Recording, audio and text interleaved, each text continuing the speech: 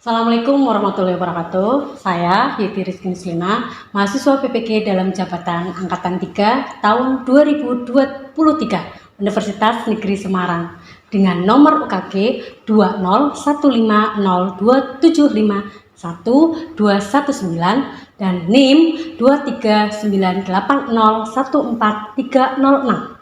Kali ini saya akan menyajikan video pembelajaran dengan materi teori-teori masuknya agama dan kebudayaan Hindu-Buddha di Indonesia.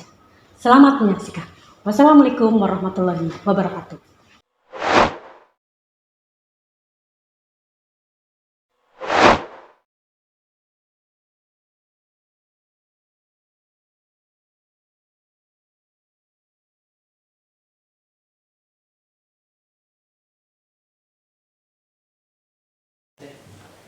Assalamualaikum warahmatullahi wabarakatuh. Waalaikumsalam warahmatullahi wabarakatuh. Baik, sebelum kita mulai pelajaran hari ini, kita berdoa dulu sebelum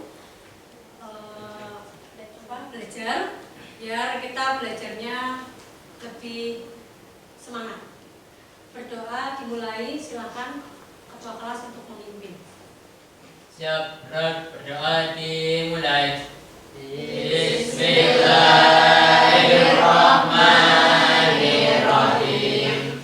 Raditu billahi rabba wa bil islami dina wa bi Muhammadin nabiyya wa rasulah. Rabbi zidni ilma warzuqni fahman. Amin ya rabbal alamin. Memberi salam.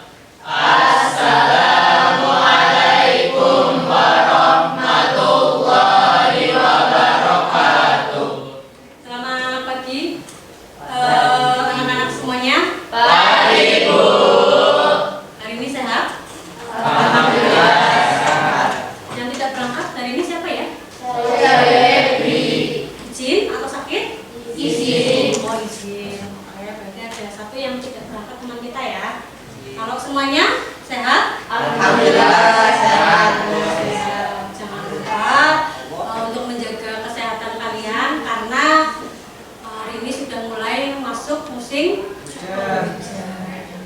Jangan lupa kalau bepergian bawa payung ya. Jangan lupa juga makan. Tadi udah sarapan belum? Udah. Nah, sarapannya pakai apa? Nasi. Tonggol ya. Pakai nasi. Oke. Baik.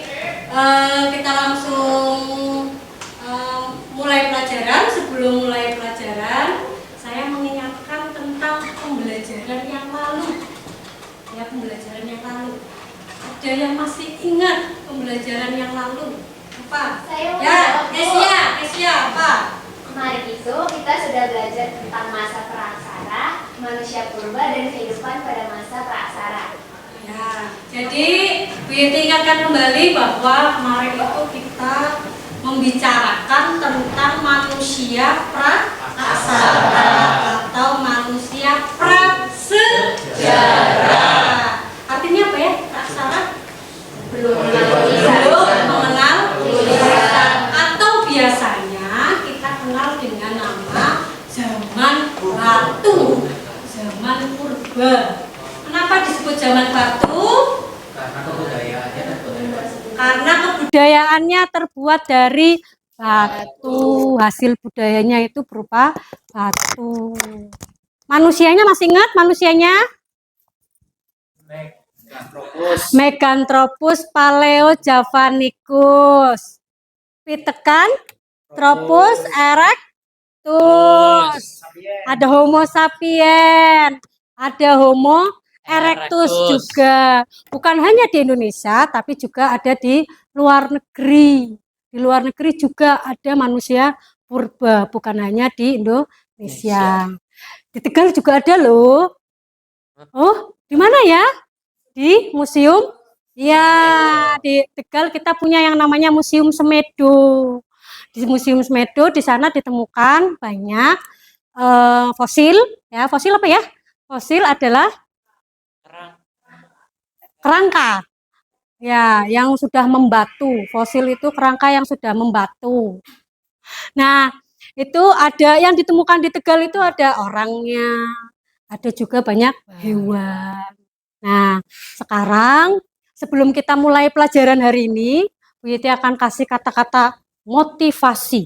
Saya kasih gambar buat kalian. Oh.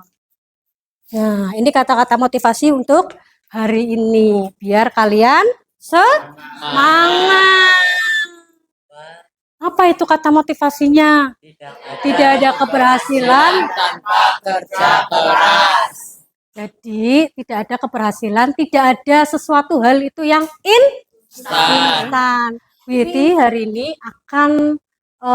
kita akan belajar materi baru setelah tadi materi aksara. Oke. Nah, materi ajarnya Bu Yeti adalah masuknya agama dan kebudayaan Hindu-Buddha di Nusantara. Silakan siapkan bukunya dikeluarin. Nah, ada bab berapa ya? Ada di bab 2 kalau nggak salah ya. Nah, bukunya dikeluarkan bisa. Nah, dibuka ya.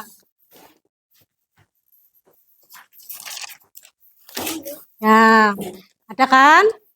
Nah, kemudian tujuan pembelajaran hari ini adalah peserta didik mampu menganalisis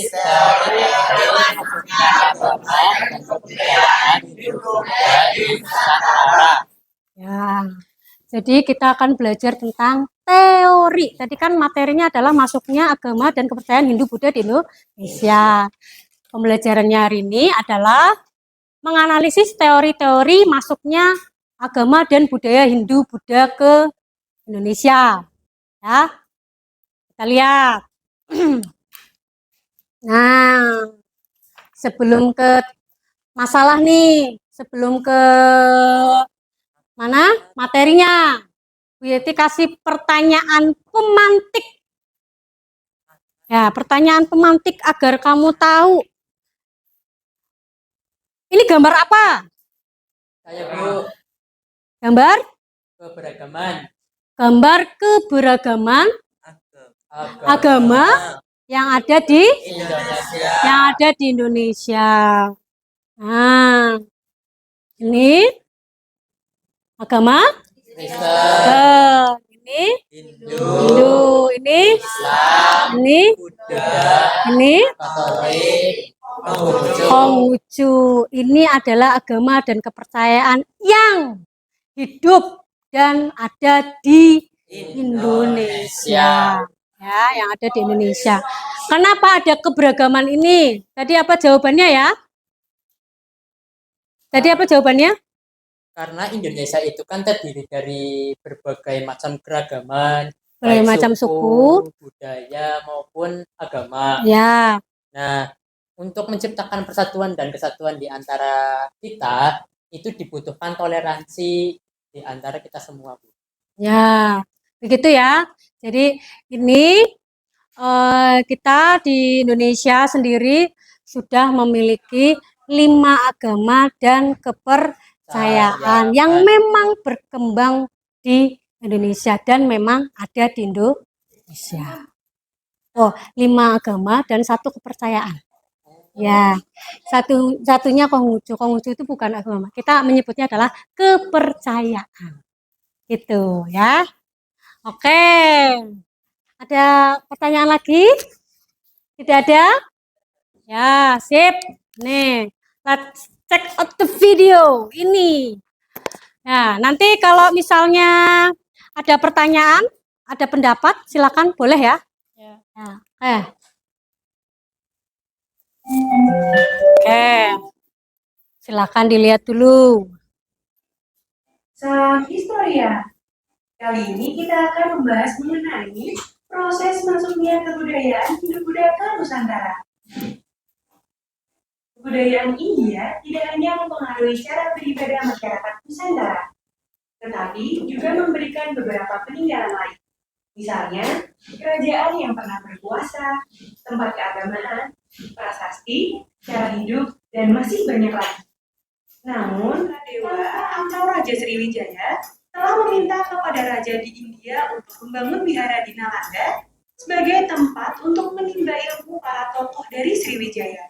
Permintaan Raja Sriwijaya itu ternyata dikabulkan. Setelah para tokoh atau pelajar itu menuntut ilmu di sana, mereka kemudian kembali ke Nusantara. Merekalah yang selanjutnya menyebarkan pengaruh Buddha di Indonesia. Yang kelima, teori Sudra. Para Buddha dari India dan Cina datang ke Nusantara karena dibawa oleh pemiliknya, atau karena mencari kehidupan yang lebih baik. Pada saat mereka menetap di Nusantara, mereka berasimilasi dan berakulturasi dengan penduduk sekitar. Hal tersebut membawa perubahan pada penduduk yang pada awalnya memeluk animisme dan dinamisme, berganti memeluk agama Hindu atau Buddha. Teori ini dikemukakan oleh Van Faber.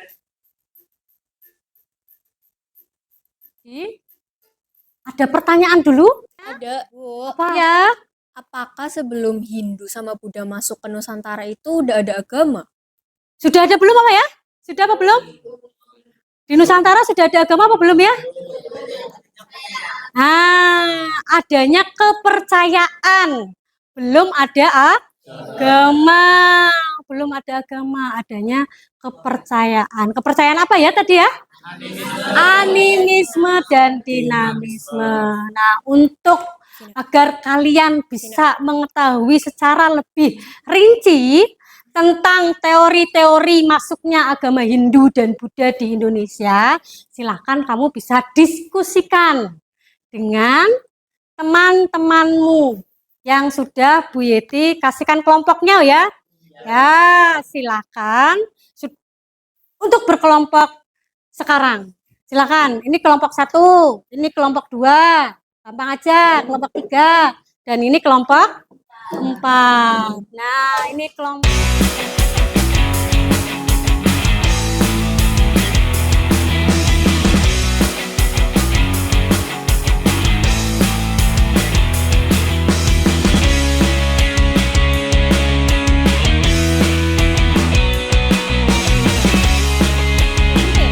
ditulis nama kelompoknya. Kelompok pertama jangan lupa diskusinya adalah teori Brahmana. Yang keempat adalah teori Arus balik dan sudra. arus balik dan sudra. Jangan lupa yang nomor 2-nya, nomor 1, 2 dikerjakan.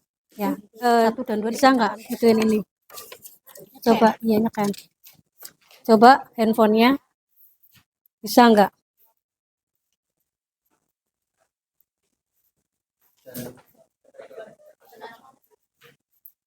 Ya, itu yang jangan lupa yang 1, 2, ini berarti kamu mengerjakannya 2 berarti tentang Waisa dan kesatrianya saja.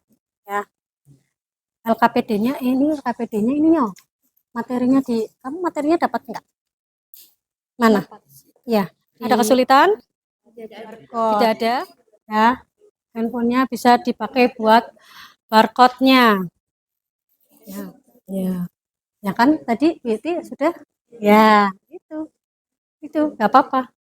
Ditulis aja.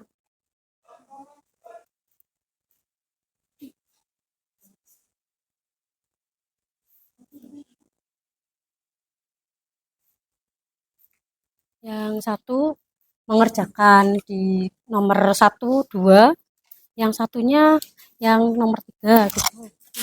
Biar cepat bisa nggak? Bisa nggak? Ya harus ditautin ya. Bisa kok Bu Yeti kemarin apa karena punya Bu Yeti ya jadi ini bisa ya? Pakai ini ya.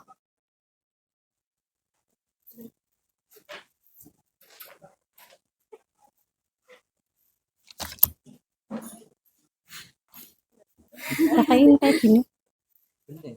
Bisa lem saja. Bisa nggak? Barcode-nya. Iya nggak bisa dibuka. Padahal kemarin Betty bisa buka loh. Salah ya Bu Yeti. Nah.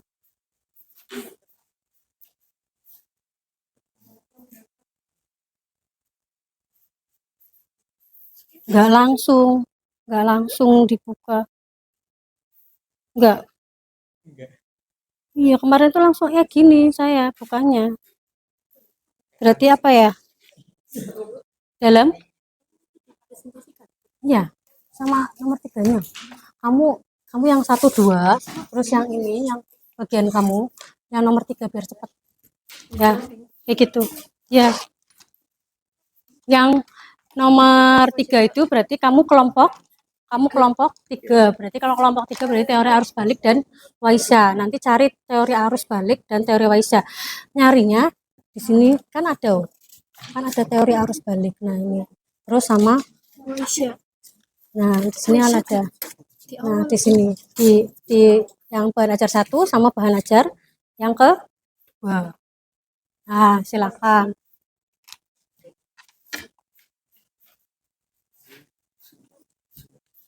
Susah informasinya? Nyarinya di sini. Kenapa? Tadi sih saya ngomong kepercayaannya. Nah, ya ada bagaimana bahwa yang namanya kepercayaan sudah ada di Indonesia sebelum agama masuk ke Nusantara, yaitu ada ya nanti tinggal. Nah, terus animisme itu apa, dinamisme itu apa gitu. Nanti kamu jelaskan. Yang belum di situ. Nanti jangan lupa perwakilannya ada yang maju. Perwakilannya ada yang maju. Mau perwakilan apa mau maju semua? Ya. Mau maju semua. Ya, ini diperhatikan ya teman-teman ya. Ya, diperhatikan. Selamat pagi teman-teman. Perkenalkan, nama saya Arya Maulana. Di sini saya perwakilan kelompok 1.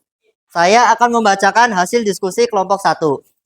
Yang pertama, jelaskan pendapat kalian mengenai kenapa Nusantara menjadi sangat penting untuk didatangi oleh para pedagang. Karena di Nusantara merupakan jalur perdagangan yang strategis dan menjadi jalur perdagangan dunia serta memiliki sumber daya alam yang melimpah berupa rempah-rempah. Yang kedua, bagaimana pendapat kelompok kalian tentang adanya kepercayaan sebelum agama yang datang di masyarakat?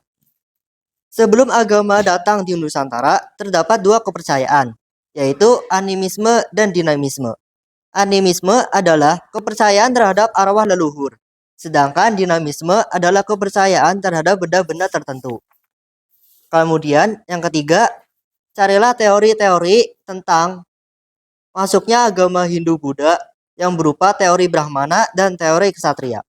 Dalam teori Brahmana adalah teori yang menyatakan bahwa masuknya Hindu-Buddha ke Indonesia dibawa oleh kaum Brahmana atau golongan pemuka agama di Indonesia. Teori ini dikemukakan oleh Van Leur.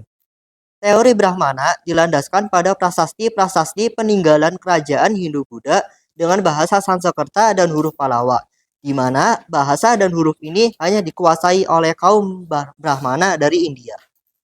Kemudian, teori Ksatria. Teori ini dikemukakan oleh R.C. Majumdar. Menurut teori ini, sejarah penyebaran Hindu-Buddha di Kepulauan Nusantara tidak bisa dilepaskan dari sejarah kebudayaan India. Kenapa? Karena ksatria yang kita kenal di Nusantara adalah ksatria yang kalah perang kemudian pergi ke Nusantara. Apakah ada pertanyaan lagi? Ada pertanyaan? Oh ya. Dari kelompok 4 isi bertanya. Bagaimana cara bangsa ksatria dalam menyebarkan agama Hindu di masyarakat Nusantara atau Indonesia sekarang? Sekian. Baik, apakah ada yang mau menjawab? Saya dan tim kami dari kelompok 1 izin menjawab dengan cara memperkenalkan agama Hindu pada teman-teman pedagang lain. Ya, dengan cara memperkenalkan agama Hindu ke pedagang teman yang lainnya. Nah, silakan. Baik, terima kasih atas perhatiannya. Sekian presentasi dari kelompok 1. Wassalamualaikum warahmatullahi wabarakatuh. Selamat pagi, salam sejahtera untuk kita semua. Perkenalkan, saya Kezia Lena dari kelompok 2. Di sini saya akan memaparkan teori tentang Waisya dan Kesatria. Oke, yang pertama.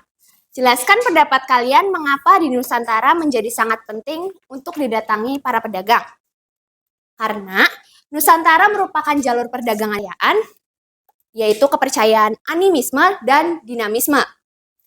Animisme merupakan kepercayaan pada roh, sedangkan dinamisme merupakan kepercayaan terhadap benda-benda yang dianggap memiliki kesaktian. Yang terakhir, carilah teori-teori tentang masuknya Hindu-Buddha di Indonesia. Nah, dari kelompok kami memilih teori Waisya dan teori Kesatria. Yang pertama, teori Kesatria. Teori Kesatria adalah penyebaran agama dan kebudayaan Hindu-Buddha di Indonesia pada masa lalu yang dilakukan oleh golongan Kesatria. Sekian dari saya membuka sesi tanya jawab. Apakah ada yang ingin ditanyakan? Saya nama Dilanova Asmi dari kelompok 3 izin bertanya. Bagaimana bangsa Waisya dan Kesatria bisa memperkenalkan agama Buddha di Nusantara? Terima kasih. Dari teman kelompok saya, apakah ada yang mau menjawab?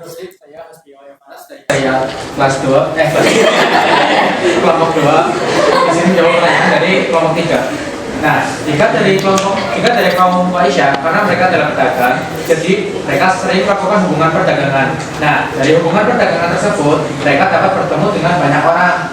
Jika dari Kesatria, mereka adalah bangsawan atau prajurit yang kalah perang, lalu tersingkir hingga ke Nusantara, kemudian menetap dan hidup di Nusantara. Jadi, paling tidak mereka dapat memperkenalkan budaya atau agamanya ke masyarakat setempat. Cukup sekian, terima kasih. Selamat pagi teman-teman.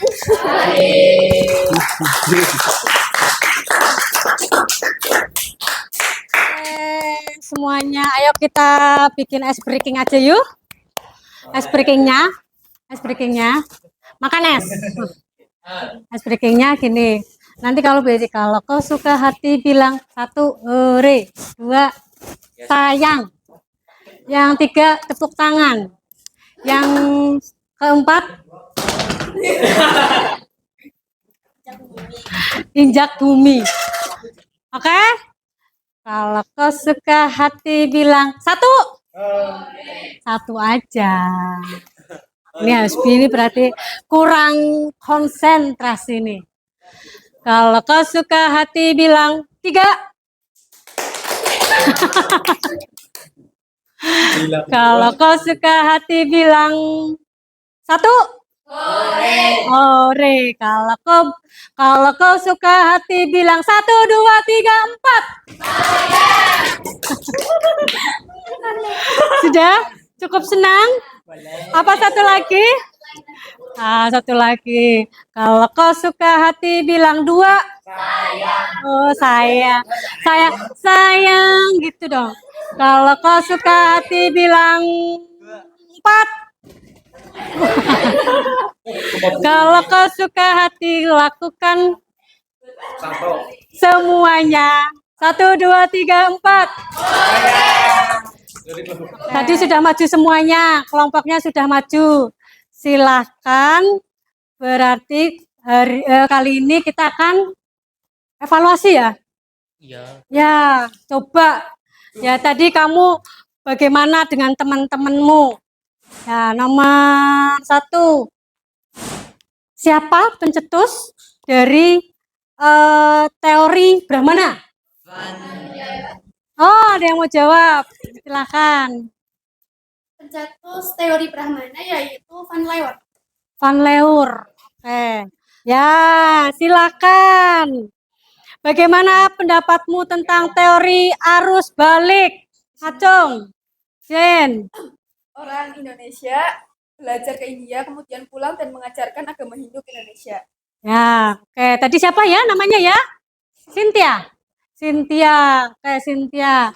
Terus kemudian, apakah bangsa Sudra bisa menyebarkan agama Hindu, Cung? Izin menjawab. Ya. ilmunya itu dapat.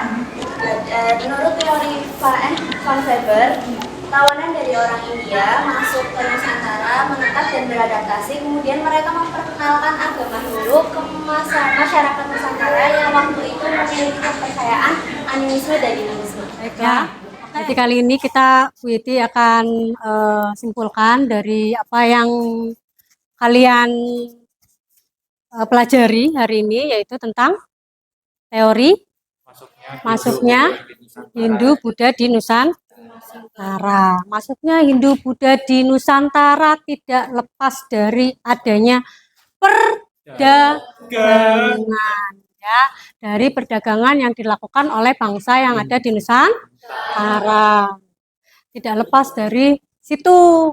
Maka kemudian dari perdagangan, dari orang-orang yang masuk ke wilayah kita, maka kemudian mereka memperkenalkan agama dan budayanya ke masyarakat Nusantara di waktu itu. Teori-teori ini nantinya masing-masing punya kelemahan dan kelebihannya, ya, sesuai dengan bahan ajar yang Bu Yeti sudah bagikan ke kalian, ya. Itu, nah ini kamu bisa lihat dari sini, ya. Ini bahan ajarnya tadi sudah. Nah ini, ya, itu adalah teori masuknya agama dan budaya Hindu Buddha di Indonesia. Hindu Buddha di Indonesia. Nah, teori ini tuh ada teori Brahmana, ada teori Kesatria dulu, teori Waisya, teori Sudra, dan teori Arus Bali. Nah, oke ya. Jadi ini dari sini sudah selesai. Bagaimana hari ini? You good? Baik? Senang? Hah? Senang? Bagaimana? Senang? Senang atau tidak? Senang. Apa senangnya? Karena belajar tentang hal baru. Bagaimana materinya? Kamu suka atau tidak? Suka? Oh, suka. Menarik ya. Menarik bagi kalian yang kita bisa mengenal tentang India melalui Hindu dan Buddha. Senang ya? Ya, oke. Terus bagaimana dengan medianya? Bagaimana dengan medianya? Kalau saya menayangkan hal-hal seperti ini, apakah kalian suka atau tidak? Suka. Ya, baiklah. Berarti nanti ke depannya kita akan melakukan kegiatan pembelajaran yang seperti ini. Ya.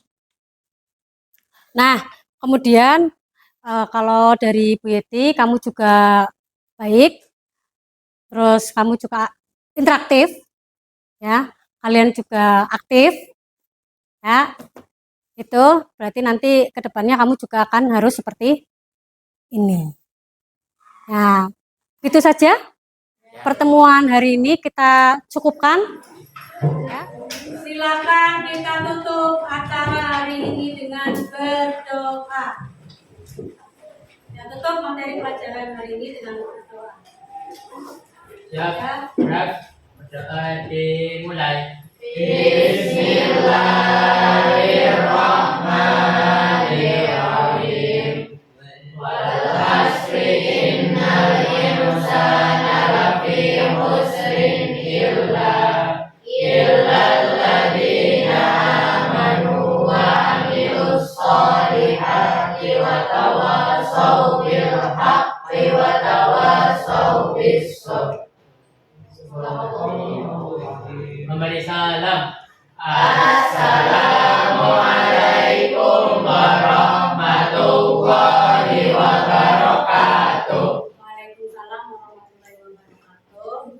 Selamat siang semuanya. Siang.